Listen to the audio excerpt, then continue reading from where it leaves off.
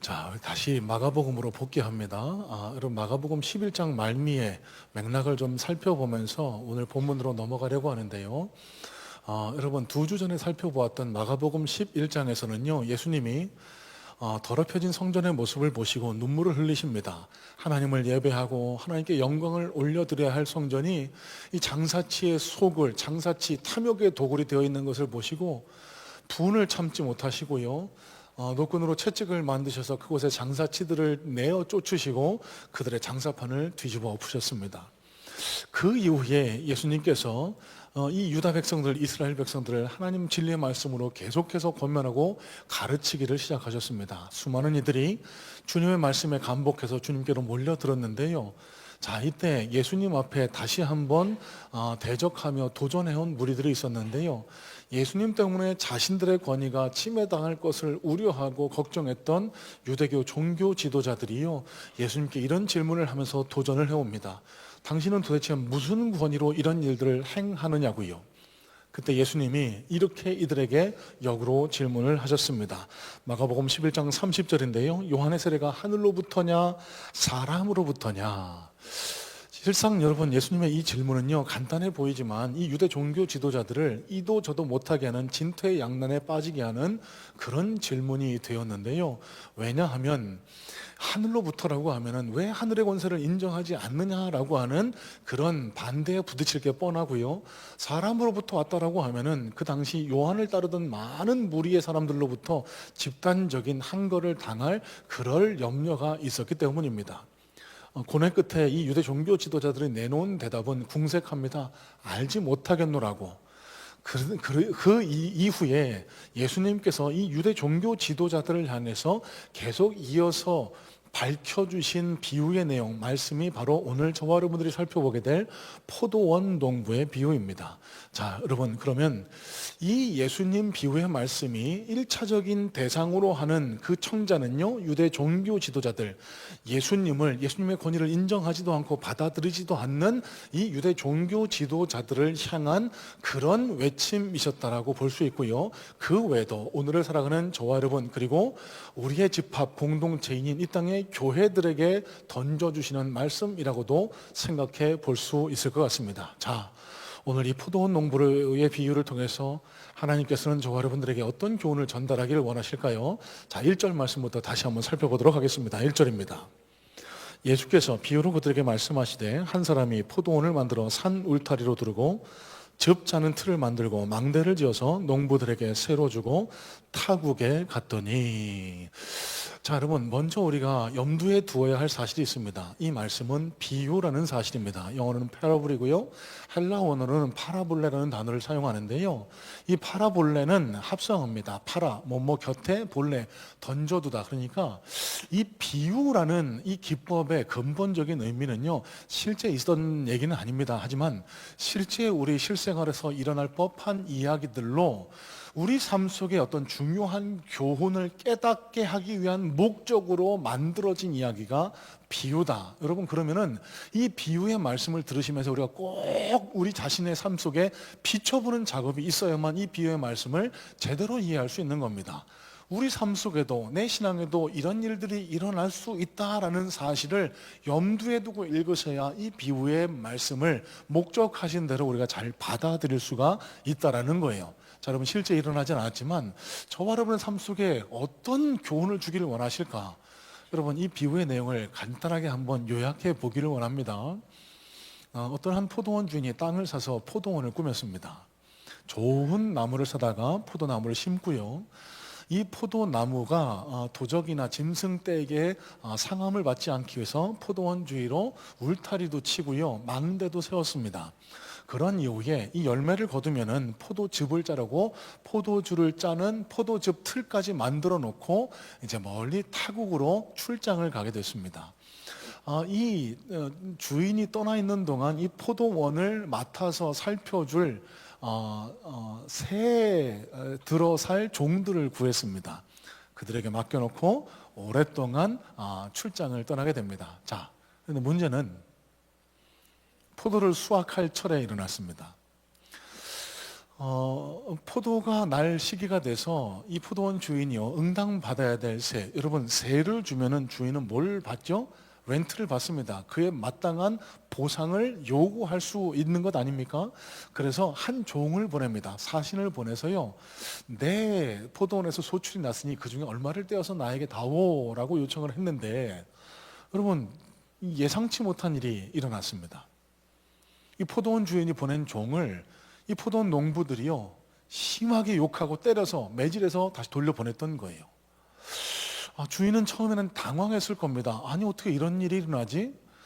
아마 자신이 보낸 종에게입니다. 네가 내가 보낸 사람이라는 걸 모르고 그랬을지 모르겠다. 실제로요, 성경에 포함되지 않은 도마복음이라는 그런 서신서에는요, 이런 구절이 적혀 있습니다. 아마 그들이 너를 알아보지 못했을 것이다 라는 구절이요.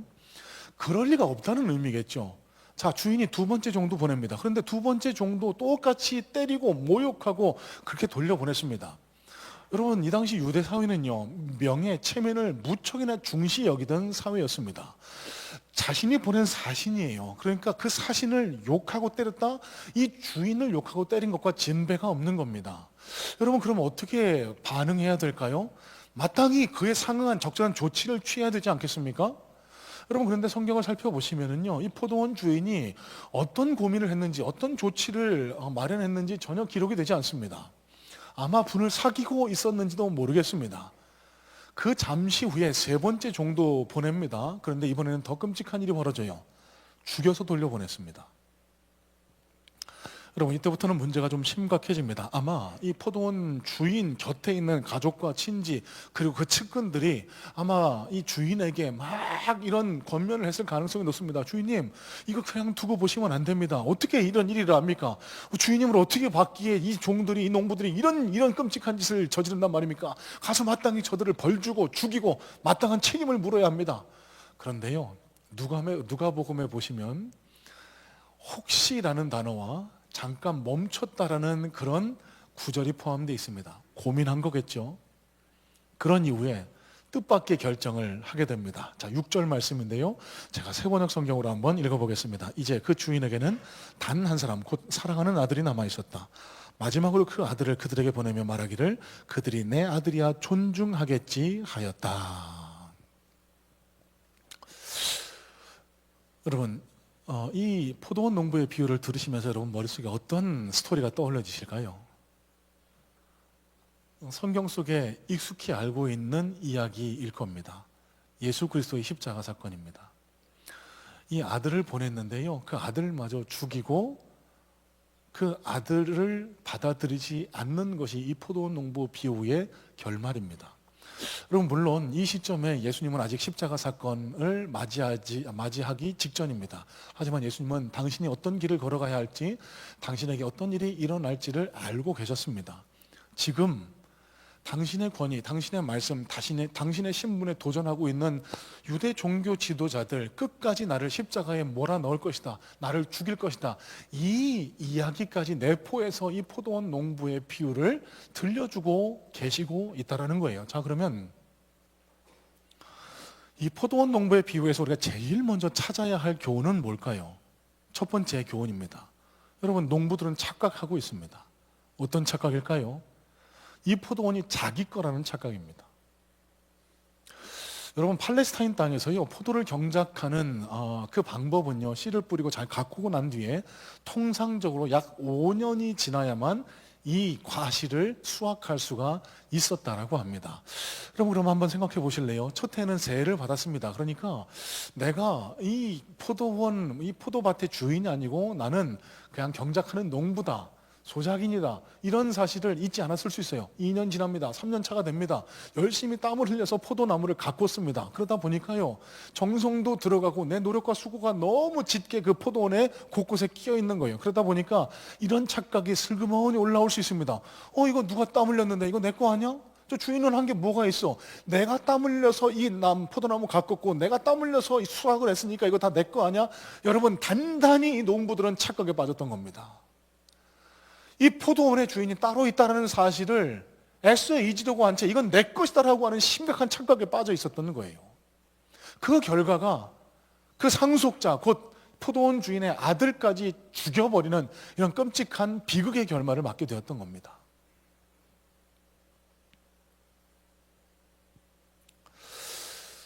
여러분, 앞서도 말씀드렸지만 이 비유 말씀의 1차적인 청자는요, 이 당시 예수님의 권위에 도전했던 유대 종교 지도자들입니다.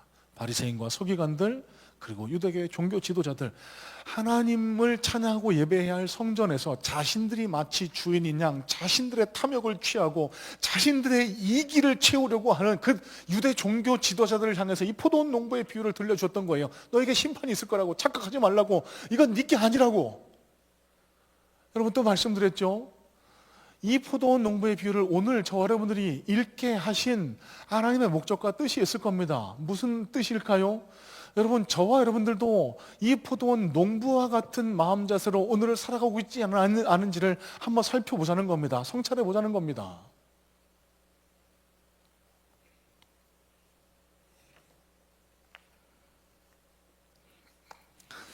미국의 어떤 한 교회에서 있었던 일이라고 합니다. 역사가 오래된 교회인데요.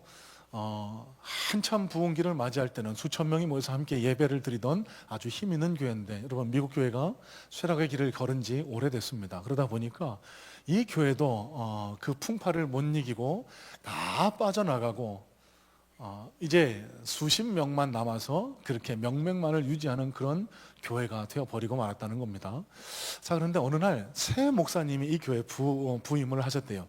그러더니 이 목사님을 중심으로 똘똘 뭉쳐서 사역한 결과 이 교회가 다시 힘을 얻고 다시 부흥을 하기 시작했다라고 하는데요. 여러분, 요즘 시대 보기 힘든 부흥이라 어떤 한 기자가 찾아가서 그 교회에서 사역하는 사역자에게 물었답니다. 어떻게 이런 놀라운 일이 일어날 수 있었냐고요. 그랬더니 그 사역자가 이렇게 대답을 하더랍니다. 새로 부임해 오신 목사님이 늘 우리에게 이렇게 가르치신다고, 늘 성도들에게도 이렇게 가르치신다고, 딱 6글자의 메시지인데 그 메시지가 뭐냐고 물었더니 이렇게 답을 합니다. I am God, you are not. 그럼 무슨 뜻일까요? 내가 하나님이지 네가 하나님이 아니라는 겁니다.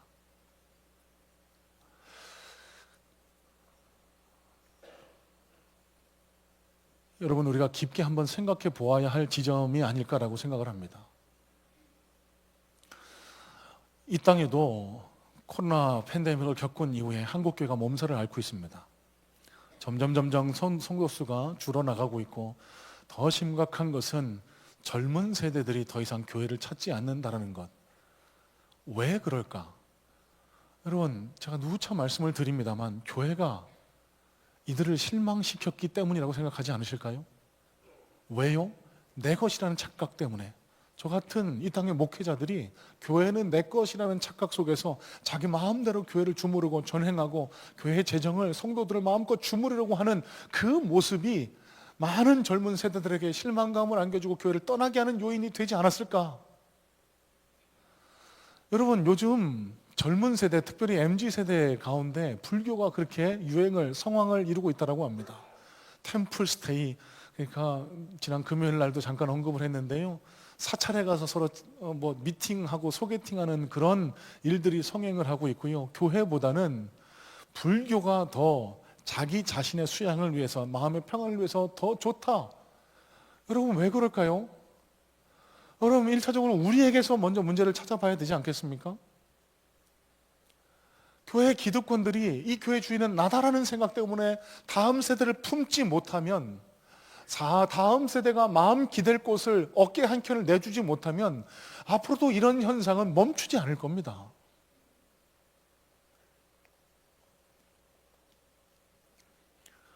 여러분, 지난 주일 저와 여러분들은 추수감사 주일을 보냈습니다.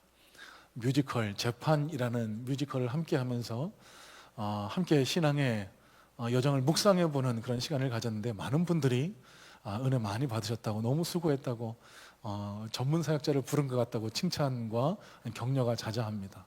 저도 은혜가 많이 됐는데요. 여러분, 그 뮤지컬 재판의 메시지는 명확합니다. 우리도 언젠간 하나님 심판대 앞에 가서 재판받을 때가 올 거라는 겁니다. 착각하지 말라는 겁니다. 영원히 이 땅에서 살 것처럼 착각하지 말라고.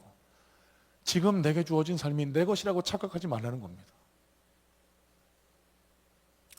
여러분, 그러면 우리의 삶을, 우리의 신앙생활을 보다 지혜롭고 성공한 삶으로 이끌기 위한 가장 최고의 지혜는 뭘까요?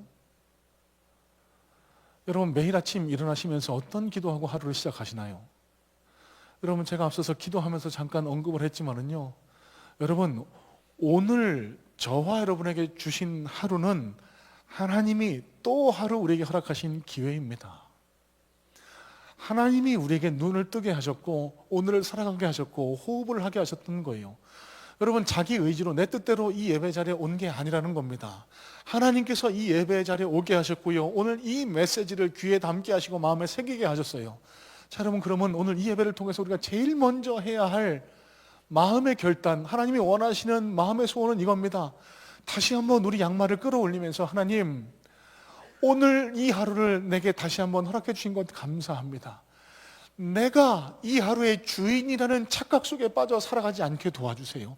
하나님, 오늘 이 하루도 하나님의 영광을 위하여, 하나님을 기쁘시게 하여 내가 어떻게 하나님의 그릇으로 살아갈 수 있을지를 고민하며 그런 노력으로 하루를 살아갈 수 있는 힘과 능력과 지혜를 나에게 허락해 주세요. 하나님, 그래서 내가 예수님과 함께 오늘 하루도 동행함으로 하나님께 영광이 되고 의미를 새길 수 있는 그런 한 날이 될 수 있도록 도와주세요. 여러분, 이런 각오와 결단, 이런 기도가 저와 여러분들에게 들어질 수 있어야 되지 않을까요? 자, 두 번째입니다. 9절 말씀을 보시면은요, 이 포도원 주인이 마지막으로 보낸 그 아들마저 죽여 돌려보냈던 이들에게 포도원 주인이 이렇게 반응을 하고 있습니다. 9절인데요. 와서 그 농부들을 진멸하고 포도원을 달하는 사람들에게 주리라. 자, 그러면서 10절, 11절에는 다소 좀 수수께끼 같은, 얼핏 이해가 잘 되지 않는 이런 말씀을 이어가시는데요. 이렇게 말씀이 기록되죠. 너희가 성경에 건축자들이 버린 돌이 모퉁이의 머릿돌이 되었나니 이것은 주로 말미암아 된 것이요 우리 눈에 놀랍도다. 여러분, 이게 무슨 맥락인지 무슨 의미인지 이해를 하고 계세요? 포도원 농부의 비유를 끝내신 직후에 건축자의 머릿돌이 건축자의 버린 돌이 모퉁이의 머릿돌이 되었다. 이게 무슨, 왜 갑자기 돌 이야기를 하실까? 왜 갑자기 건축 이야기를 하실까? 자, 여러분, 결론부터 말씀드릴게요.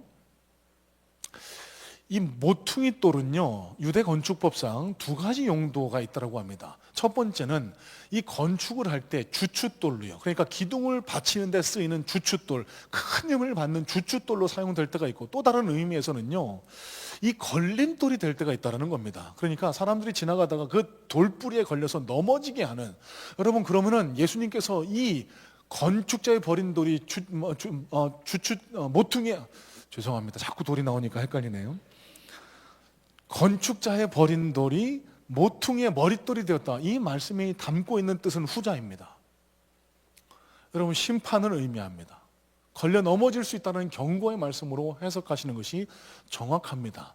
그래서 이 말씀을 그대로 담고 있는 누가복음 20장 말씀을 보시면은요, 18절에 이런 기록이 뒤따라 나오고 있는데요. 무릇 이 돌 위에 떨어지는 자는 깨어지겠고 이 돌이 사람 위에 떨어지면 그를 가루로 만들어 흩으리라 하시니라. 여러분, 무슨 맥락인지 이제 이해가 되시겠죠? 떨어지면 흩어지겠고 깨어지겠고 완전한 심판을 뜻합니다. 여러분, 이 건축자의 버린 돌은 예수 그리스도 십자가 복음을 의미합니다. 너희들이 버린 겁니다. 받아들이지 않은 겁니다.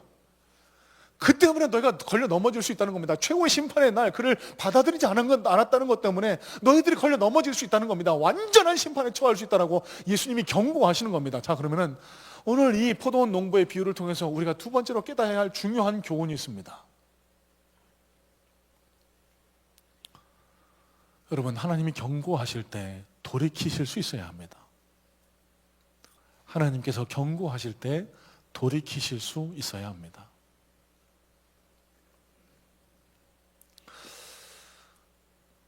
여러분, 삶을 살아가다 보면은요, 때로 어려운 일을 만나실 때가 있을 수 있습니다. 사업의 길이 막히고 가정과 또 관계의 문제 때문에 힘들어하고 또 경제적인 어려움에 직면하기도 하고 또 때로는 건강의 이상 때문에 힘들어하는 경우도 생기기도 합니다. 그럼 제가 늘 드리는 말씀입니다만 우리가 살아가면서 만날 수 있는 모든 삶의 고난이 내 죄 때문에부터 죄에 대한 심판이다라고 그렇게 해석하시는 건 곤란합니다. 여러분, 그러면 하나님, 사랑의 하나님의 속성을 이해하기가 어렵게 돼요. 하나님을 두려워하게 됩니다. 하나님을 멀리하게 됩니다. 종교적인 형식적인 그런 신앙으로 가기가 십상입니다. 여러분, 그렇지 않습니다. 하지만 명심하셔야 될 것은 여러분, 하나님께서는요, 저와 여러분이 잘못된 길을 걸어갈 때 마치 부모가 자녀가 잘못된 길을 걸어가는데 그냥 모른 척 두고만 보는 부모처럼 그렇게 무관심하지 않으시다는 겁니다. 저와 여러분이 잘못된 길을 걸어갈 때요, 경고하세요. 돌이키라고 호소하세요. 권면하세요. 혹시 내가 지금 마주하고 있는 삶의 어려움이, 고난이, 문제가 하나님이 경고의 사인이 아닐까라는 여러분 생각을 반드시 해보실 수 있어야 합니다. 그리고 그 하나님 경고의 사인 앞에 돌이키실 수 있어야 돼요. 그 언제까지요? 이 심판의 날이 직면하기 전에요.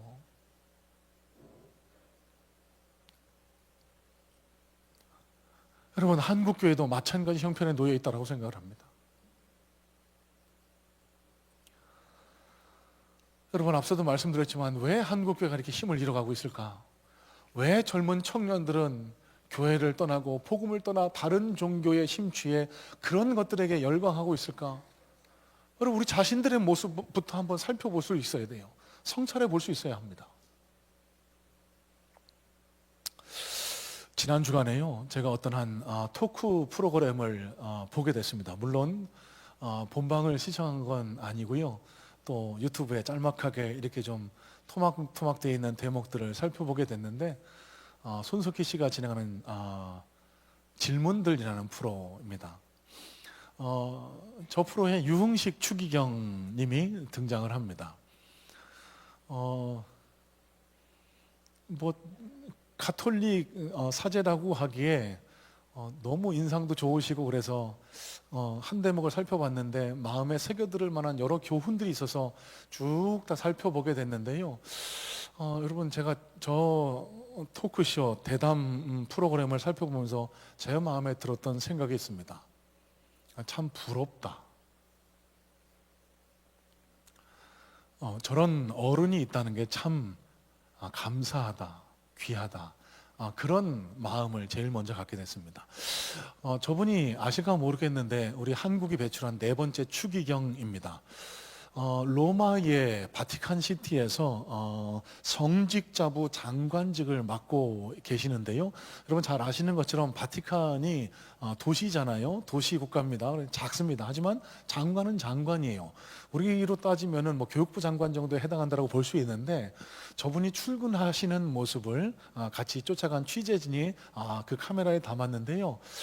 저분이 낡은 가방을 들고 걸어서 그 바티칸 교황청으로 들어가는데 많은 사람들이 밝게 인사를 건넵니다. 라자로 막 그러면서 포옹도 하고 덕담도 나누면서 그렇게 인사를 하는 모습이 무척 밝아 보여요. 스스럼이 없어 보입니다.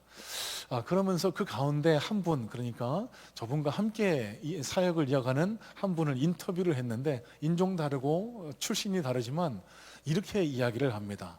저 유흥식 신부는 참 친구 같은 분이라고, 스스로를 낮춰서 겸손하게 우리와 친구가 되려고 애쓰는 모습이 늘 감동이 된다라고요. 참 배울 점이 있는 지점이라고 생각을 하게 됐습니다. 제가 마음에 새겼던 대목은요, 교회 정치 개입에 대해서 어떻게 생각하느냐라는 이 질문에 대한 답입니다.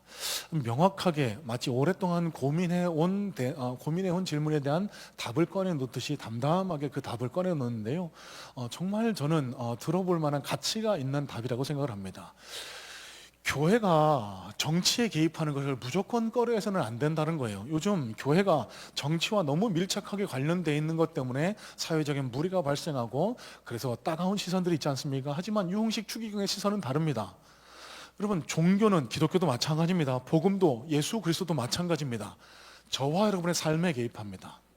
종교는 어쩔 수 없이 사람들의 삶에 개입할 수밖에 없습니다. 이 땅을 살아나가면서 어떻게 더 편안한 삶, 어떻게 더 복음적인 삶을 살아갈 수 있도록 도울 것인가, 이게 교회의 존재 목적이고 복음의 근본적인 목적 중 하나이기 때문에요. 그러다 보니까 인간의 삶과 가장 밀접하게 관련되어 있는 가장 파워풀한 툴이 정치라는 거예요. 그러다 보니까 때로는 이 땅의 교회들이 정치에 관여할 수밖에 없는 경우가 생길 수 있다고. 언제 인간의 삶, 우리 성도들의 삶, 이 땅의 사회적인 큰 이슈에 교회가 참여하지 않으면 안 될 때, 하지만 반드시 주의해야 할 것이 있다라고 경고하는데요. 교회가 사회에 정치에 참여할 때는 명확한 기준이 있어야 된다라고. 어떤 기준일까요? 돈과 관련이 있지는 않은지, 권력과 관계가 있지는 않은지, 교회가 어떤 경제적인 이득을 얻으려고 권력을 누리려고 정치에 개입하는 순간 그건 이미 변질된 거라고, 빨리 벗어나야 된다라고 그렇게 권면을 하고 있습니다. 정말 맞는 이야기라고 생각을 합니다. 여러분, 그러면서 이 유흥식 추기경이요 우리에게 그렇게 권면해요. 정치인들을 위해서, 정치를 위해서 기도해야 된다라고. 우리가 정치인들 많이 욕하잖아요. 비판하잖아요. 그런데 우리가 먼저 해야 될 건 기도라고요. 기도 안 하고 비판하는 건 잘못된 자세라고. 무조건 미워하지 말으라고. 그 정치인들 때문에 우리 삶이 편안해져야 되고, 그렇기 때문에 그 정치인들이 자기의 사리사욕이 아니라 더 나은 삶, 더 많은 이들의 나은 삶을 위해서, 공익을 위해서 봉사하게 달라는 기도를 바탕으로 그들에게 요구하고, 그들에게 더 나은 그런 정치적인 태도를 요구할 수 있어야 그것이 올바른 그리스도인의 정치에 관한 태도다라고 그렇게 조언을 합니다. 여러분, 저와 여러분들도 이런 자세를 갖춰야 되지 않을까요? 정치인들을 위해서 기도할 수 있어야 돼요. 무조건 욕을 하고 양편으로 갈라져서 교회에서 막 다투고 나와 생각이 다르면 아예 대면도 안 하려는 이런 모습이야말로 가장 어리고 가장 유치하고 가장 비그리스도인적인 그런 모습이 아닐까 생각을 합니다. 또 한 대목입니다. 이 유흥식 추기경과 나눈 대담에서 제 마음을 따뜻하게 했던 부분 중에 하나가요, 여러분 대전의 명물 성심당 아시죠? 이 성심당이 전국에서 찾아갈 정도로 붐비는 빵집이라고 하는데요. 이 유흥식 추기경이 성심당과 아주 친밀한 밀접한 관계를 갖고 있더라고 그런 이야기를 합니다. 이 성심당의 창업주가 이미 작고했지만 이 평안도에서 흥남부두 배 타고 피난 온 분이 세운 빵집이 성심당의 유래라고 합니다. 그런데 성심당이 시작되게 된 그 뒷 배경에는요, 그 창업주가 카톨릭 신자였는데 피난 가기 직전에 신부님을 찾아갔더니 신부님이 편지 한 장을 써주더래요. 낯선 남한 땅에 가면은 아무도 너를 도울 사람이 없을 테니 제일 먼저 가서 성당을 찾아가라. 그리고 이 편지를 내밀고 도움을 받아라. 그 남한에 처음 찾아간 성당에 가서 편지를 내밀었더니요, 그분이 반응을 하시는 게 밀가루 2포대를 준 것, 거기서부터 성심당이 시작됐다라고 해요. 그러면서 한 가지 권면을 했답니다. 너만 먹지 말고 같이 배불리 먹으라고. 여러분, 그래서 성심당 빵이요, 저는 어느 분이 사다 주셔서 딱 한 번 경험을 해봤습니다만 다른 기타 빵집보다 빵이 크고 또 양이 많다라고, 가격도 저렴하다라고 그렇게 알려져 있답니다. 영상으로 이 성심당 창업주의 아들 부부, 그러니까 지금 회장 부부가 출연을 했는데 이 유흥식 추기경님과 신부님과 아주 밀접한 관계를 갖고 있다고 고백을 해요. 성심당이 추구하는 가치는 함께하는 경제라고. 나만 배부르는 게 아니라 함께 잘 되는 그런 기업이 되기를 소망한다라고 합니다.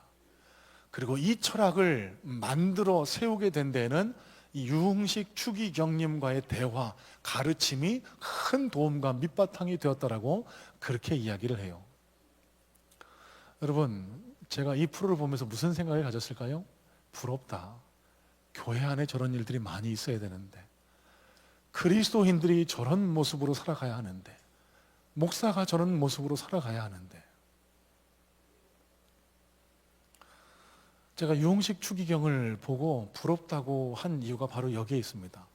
여러분, 제가 요즘에 아침에 눈 뜨자마자 매일 간절히 하는 기도가 있습니다. 다른 기도보다는요, 하나님, 오늘도 어른으로 살게 도와주세요. 하나님, 어른이 되고 싶습니다. 제가 지금 몇 개월째 계속해서 간절한 마음을 가지고 하루도 빼먹지 않고 하는 기도의 제목인데요. 무슨 말일까요? 여러분, 등치는 다 컸죠. 이제 중년입니다. 하지만 제가 제 자신을 제일 잘 압니다. 저는 어른이 아니라 아직도 제가 볼 때 아이입니다. 마음이 좁고요, 이기적이고요, 남을 배려하고 섬길 줄 모르는 아이 같은 모습이 너무너무 부끄럽고 마음 아파서 매일매일 하나님 앞에 부르짖습니다. 하나님, 저도 어른으로 좀 살게 도와주세요. 오늘 이 하루는 부족할지 모르지만, 아직은 제가 연약하고 모자랄지 모르지만, 하나님, 오늘 하루도 예수님을 마음에 품고 살아서 목사의 모습으로 하루를 살아서 누군가에게 넉넉히 어깨를 내어줄 수 있는 그런 어른으로 살게 도와주세요. 누가 힘들다고 어렵다고 찾아오면 등을 두드려주고 어른으로 위로할 수 있는 그런 넉넉한 영성을, 마음을, 인품을 제게 허락해 주세요. 여러분, 한국 교회가 지금 위기 가운데 있답니다. 세상의 그리스도인들을 그닥 호의적이지 않은 눈으로 바라보고 있다고 합니다. 여러분, 그럼 우리가 해야 할 일은 뭘까요? 여러분, 저와 함께 이 기도에 동참하지 않으시겠습니까? 매일 아침 양말을 신으시면서, 양말을 끌어올리시면서, 하나님, 오늘 하루도 하나님의 마음을 품은, 예수 그리스도의 향기를 품은 진짜 그리스도인으로 하루를 살아가게 해달라고. 나 때문에 누군가 마음이 다치고 마음이 상하고 마음이 무너지는 게 아니라 나 때문에 일어서고 회복하고, 나 때문에 예수 그리스도라는 향기가, 예수 그리스도의 모습이 드러날 수 있도록 하나님 나를 사용해 달라고. 여러분, 이런 각성, 이런 깨달음이 있지 않는 한 이 땅의 교회인 저와 여러분들도 오늘 예수님께서 경고하시는 건축자의 버린 돌이 모퉁이 돌이 된다라는 이 최후의 심판 앞에 직면할 날이 멀지 않았다라는 것, 여러분, 저와 여러분이 귀담아 마음에 새겨 들어야 하지 않을까요? 여러분, 마지막입니다. 시간 관계상 좀 짧게 말씀을 드려야 되겠는데요. 여러분, 이 비유에서 우리가 절대 놓치지 마셔야 할 교훈, 여러분, 이 포도원 농부의 비유를, 하나님이 우리에게 경고하시는구나, 하나님은 심판하시는 분이시구나, 하나님 우리에게 경고, 돌이키라고 하시는구나, 여러분, 이렇게만 읽으시면은요, 이 포도원 농부의 비유 이야기를 절반만 이해하시는 거예요. 여러분, 이 포도원 농부의 비유에서 절대로 빼놓지 말아야 할 교훈이 뭔 줄 아세요? 여러분, 이 이야기 속에서 진짜 이해할 수 없는 한 인물, 여러분 만날 수 있지 않습니까? 여러분, 농부들에게 주목하지 마시고 이 포도원 주인에게 눈을 돌려 그 포도원 주인의 마음을 한번 헤아려 보세요. 여러분이 이 포도원 주인이면 어떻게 반응하셨을지를 한번 생각해 보세요. 내가 보낸 사자를 때리고 모욕하고 돌려보냅니다. 한 번도 아니고 두 번, 세 번, 심지어 죽이기까지 합니다. 당신의 외아들까지 사신으로 보냅니다. 그 아들마저 죽여버립니다. 여러분, 누가 생각나세요? 누군가가 여러분 머릿속에 떠올려지지 않으세요? 여러분, 저와 여러분들을 오늘도 사랑하고 오늘도 찾고 계시는 하나님 아버지가 여러분 이 포도원 농부 비유 속 등장하는 포도원 주인이라는 사실입니다. 여러분, 이 포도원 농부의 비유를 읽으시면서 놓치지 마셔야 될 것은요, 하나님은요 오늘도 저와 여러분들을 향한 열심을 포기하지 않고 계세요. 우리는 늘 예수님을 비방하고 욕하고 예수님께로 등을 돌려 세상으로 죄악으로 나아가지만, 하나님은요 오늘도 우리를 포기하지 않으세요. 그래서 오늘 이 예배 자리에 불러주셨고요, 하나님 말씀을 듣게 하셨고요, 돌이키게 하셨고요, 내 마음속에 새로운 각오와 결단을 할 수 있는 기회의 장을 허락하셨다는 사실을 여러분 놓치지 마셔야 합니다. 여러분, 하나님의 모습을 누가 이해할 수 있을까요? 누가요? 여러분, 어떤 맥락에서 보면 하나님은요 정상적인 분은 아닌 것 같아요. 여러분, 이 포도원 농부 속 비유의 포도원 주인을 한번 생각해 보세요. 누가 이렇게 할 수 있어요? 누가? 미치지 않고서야 누가 이렇게 합니까? 미치지 않고서요. 여러분, 이 포도원 농부, 이 농부들을 향한 주인의 모습을 통해 하나님이 우리에게 외치고자 하시는 그 권면은 뭘까요? 내가 지금도 너를 포기하지 않아. 나는 오늘도 너를 사랑하기를 멈추지 않을 거야. 여러분, 이 하나님의 음성을 들으실 수 있어야 합니다. 그리고 이 마음을 통해 이 하나님의 마음을 보시고 하나님 앞에 바로 설 수 있는 결단이 우리 속에 생겨날 수 있어야 합니다. 그러면 오늘 사역박람회를 진행하는데요. 저는 이 사역박람회가 교회 일꾼을 세우고 교회 유익을 갖기 위해서 진행하는 그런 일회성 행사가 되지 않았으면 좋겠어요. 하나님이 나를 향해 보여주신 그 하나님의 사랑이 열심히 밑바탕이 돼서 하나님 내가 무언가라도 주님 앞에 돌려드리길 소원합니다. 이런 마음으로 나설 때 하나님이 기뻐하시지 억지로 내 공을 세우기 위해서 내 덕을 세우기 위해서 여러분 그거 하나님 기뻐하지 않으세요? 한 말씀만 드리고 말씀을 정리하려고 하는데요. 남포교회 원로 목사이신 박영선 목사님의 신학과 철학을 잘 집대성한 책이 있습니다. 하나님의 열심이라는 책인데요. 이 하나님의 열심이라는 책의 캐치프레이즈는 여러분 보시는 바로 저 캐치프레이즈입니다. 난 너를 절대 놓지 않는다. 여러분 이게 무슨 뜻이냐면요. 하나님께 열심을 외치던 시대, 모두가 다 하나님께 이렇게 해야 된다, 하나님께 이걸 해야 하나님 복 주신다를 외치던 하나님께 열심을 외치던 시대에 박영선 목사님이 외쳤던 것은 기독교 복음의 정수예요. 하나님의 열심을 외쳤습니다. 아니다. 그게 진짜 복음이 아니다. 그게 핵심이 아니야. 기독교 복음의 핵심은 내가 무언가를 열심히 하나님께 해서 하나님을 감동시켜서 내가 원하는 것을 얻어내려는 거 그거 아니고 하나님의 열심을 바라볼 수 있어야 한다. 내가 부족하고 연약하고 내가 아무리 못나도 내가 아무리 하나님을 아프시게 해드려도 하나님은 절대로 나를 포기하지 않으시는 열심의 하나님을 우리는 볼 수 있어야 한다. 이게 기독교 복음의 정수라고 그렇게 외치고 계세요. 여러분 오늘 포도원 농부에 비유해서 우리는 이 하나님의 열심을 다시 한번 만나게 됩니다. 여러분 이 책의 내용 중 일부를 읽어드리는 것으로 오늘 설교를 갈무리하려고 합니다. 한번 잘 마음과 귀에 새겨보시길 바랍니다. 하나님이 설득하시지 않는 인생은 없습니다. 그러니 누구든 빨리 깨닫고 돌아오는 것이 관건입니다. 얻어맞으면서 가느냐 칭찬받으면서 가느냐가 하는 차이가 있을 뿐입니다. 어떻게든 결국 갈 것입니다.